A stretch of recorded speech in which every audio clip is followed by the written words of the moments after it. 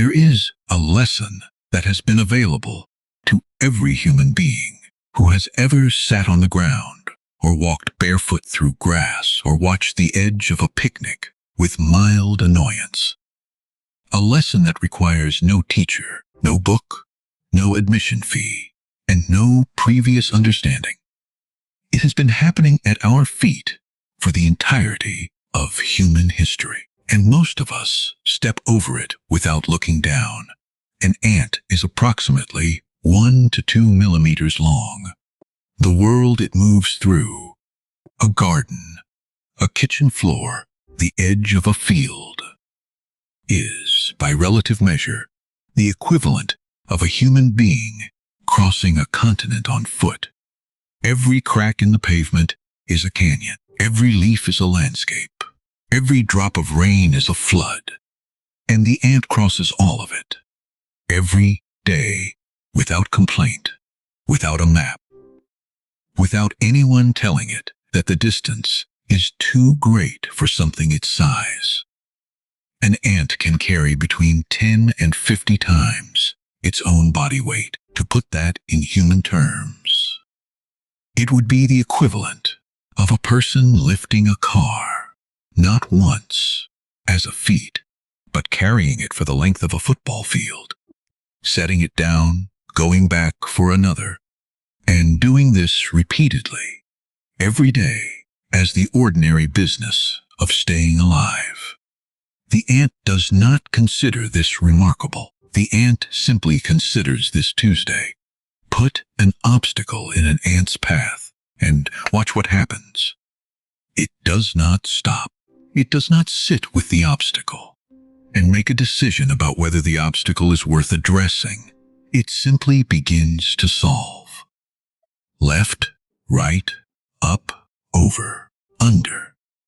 The ant runs the problem with its body rather than its mind, testing solutions at speed, and does not stop testing until it has found one, or until it has exhausted every physical option available, at which point it tries something else entirely. An ant falls many times in the course of a single journey.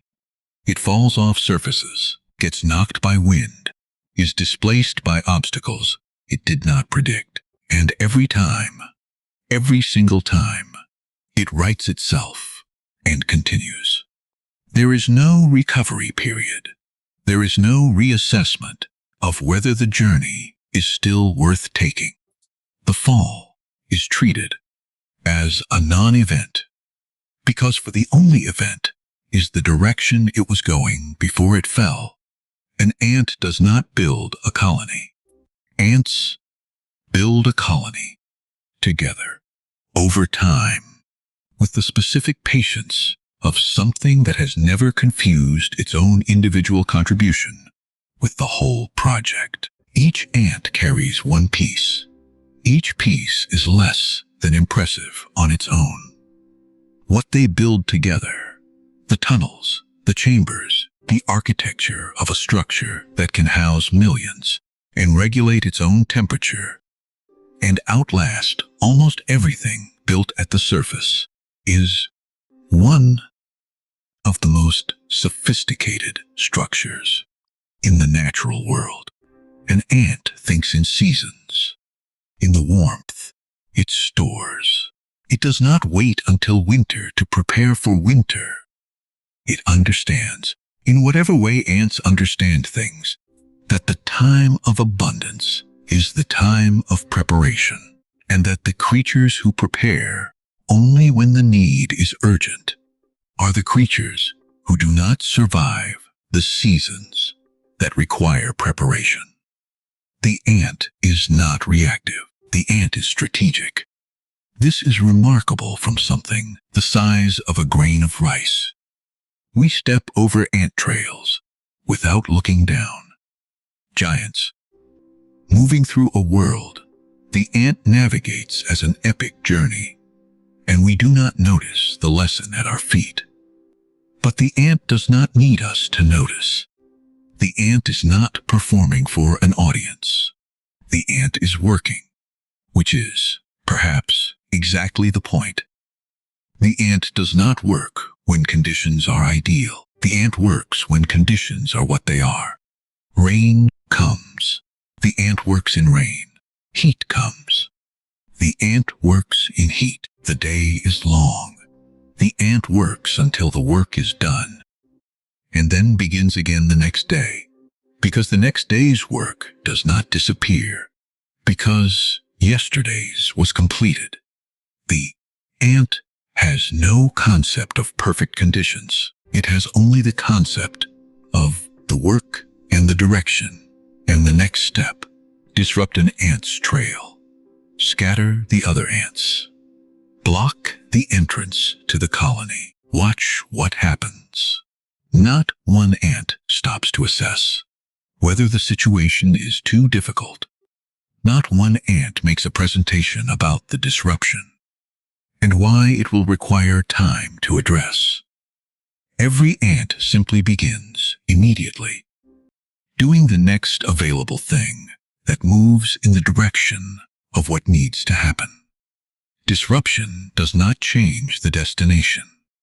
It only changes the current route to it. Children watch ants with the specific total attention they give to things that are genuinely interesting before someone teaches them what is worth finding interesting. They watch because the ant is doing something continuously, without stopping, without complaint, without any awareness that it is being watched, or any performance for the benefit of being seen. The child understands something at ground level that most adults have walked past so many times it has become invisible. The ant does not know it is a lesson. It does not know it is remarkable. It does not know that something approximately 1,000,000 times its size has written about it, been inspired by it, and still, mornings, walked past it without looking down.